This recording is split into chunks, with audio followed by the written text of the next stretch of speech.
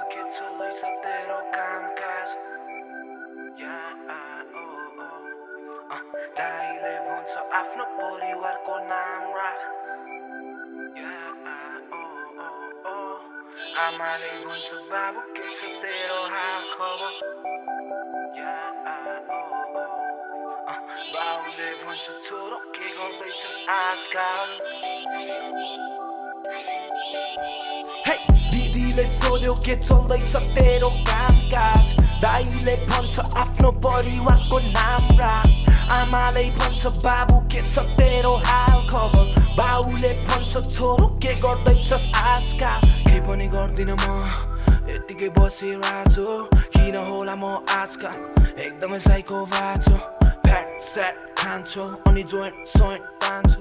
किन होला म आजकल एकदमै साइको भएको केटाहरू बटुलेर गल्लीतिर जान्छु दिनभरि गोटीको चार्जमा दिनभरि गोटीको चार्जमा छैन केही अप्सन गल्ली मेरो जक्सन ढिक्का र ब्ल्याक मेरो हातमा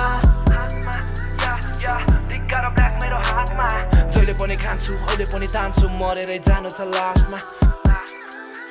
एक दिन मरेरै जानु छ लास्टमा जब जान्छु म मरेर मलाई जलाउँदा मेरो धुवामै गाँजाको बास्ना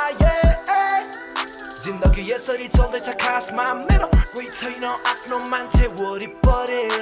आज बोल्न खोज्दा बित्दैन मेरो भोलि पनि त्यति माया गर्ने छम्माले पनि छोडी गए तर बाले भएन एक्लै बस्दिन्छु भोलि पनि मेरो दिदीले सोध्यो के चल्दैछ तेरो कामकाज आमाले भन्छ बाबु के छ तेरो हाल खबर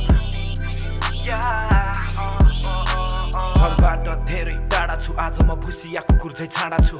सामान उठाउनलाई डिलरसँग जहिले पुग्ने गर्छु म बाला छु अनि झ्यापमा फर्किन्छु बाटोमै हल्ला गरिदिन्छु मुख छाड्दिन्छु रन्डीको बान डन्ठेसँगै जङ्गिन्छु अनि समाउँछ मलाई च्यापचुप गोदै खान्छु मैले भ्याज भुज मलाई खिसार्दै चौकीमा लगेर हान्छ टक्कै टाउकोमा ड्याम भुट पारा मेरो त्यस्तै हो गई गुज्रेको म 3 वर्ष रिह्याब छिरे तर खै सुध्रेको चाहना छ मलाई मेरो परिवार खुसी पार्न तर पनि मलाई मेरो बाउआमाले बुझिरहेछ मलाई खुसी बनाउन आफ्नो आँसु पुछिरहेछ यो सब देख्दा मेरो मन निकै दुखी भएको छ कसरी भनौँ म आमा तिम्रो मुख अगाडि बोल्न गाह्रो लाग्छ तिमी कराउँछौ त्यसपछि पारो तात्छ तर थाहा भयो आज जिम्मेवारी सबै मेरो काँधमा छ त्यसैले अब म केही गर्ने सोचिरहेछु आजबाट अनि केही गर्ने आशा त्यसैले हाँसेर बाँच्छु आफ्नो जिम्मेवारीलाई म आफ्नै काँधमा राख्छु मलाई राम्रोसँग थाहा छ अहिले म कहाँ छु जहाँ भए पनि आमा बाउ म सधैँ तिम्रै साथ छु मेरो दिदीले सोध्यो के चल्दैछ तेरो कामकाज आमाले भन्छ बाबु के छ तेरो हाल खबर